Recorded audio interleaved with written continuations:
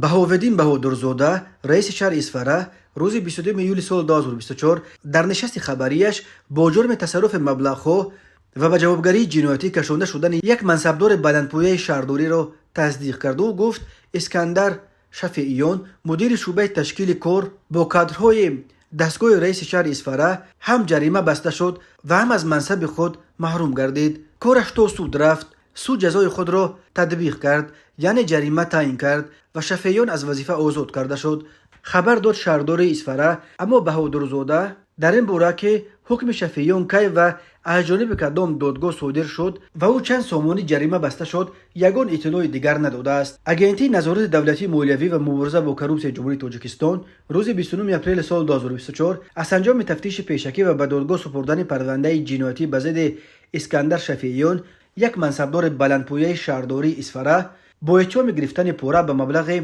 خیلی بزرگ 180,000 سومونی یا بیش از 16,000 دلار در عوض جدا کردن قطعه‌های زمین خبر داده بود. اسکندر شفیعیان مدیر شعبه تشکیل و کار با کادرهای دستگاه رئیس شهر اصفهان یکی از دو منصبدار بود که ماه ینور سال 2022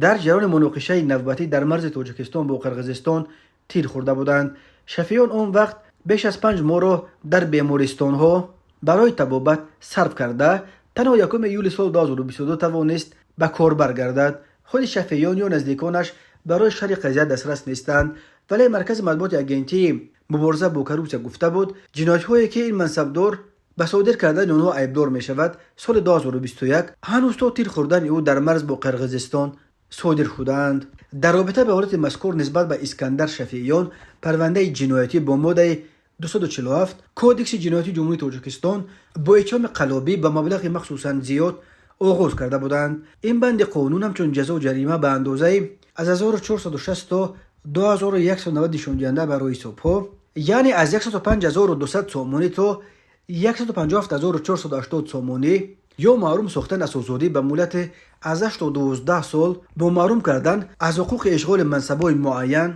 به مدت تا 5 سال یا بدون آن پیش بینی می‌کند. ولی تجربه دادگاه تاجیکستان نشان می‌دهد که اکثر منصبداران با پوره به دست افتاده در نهایت با پرداخت یگان جریمه از جوابگری خلاص می‌شوند. جدا کردن قطعه زمین در تاجیکستان اولیش روزافزون به یکی از عرصه‌های اعظم فسادزده تبدیل یافته است و قریب بر ما درباره بازداشت چندین منصبدار محلی با جرم گرفتن پوره در عوض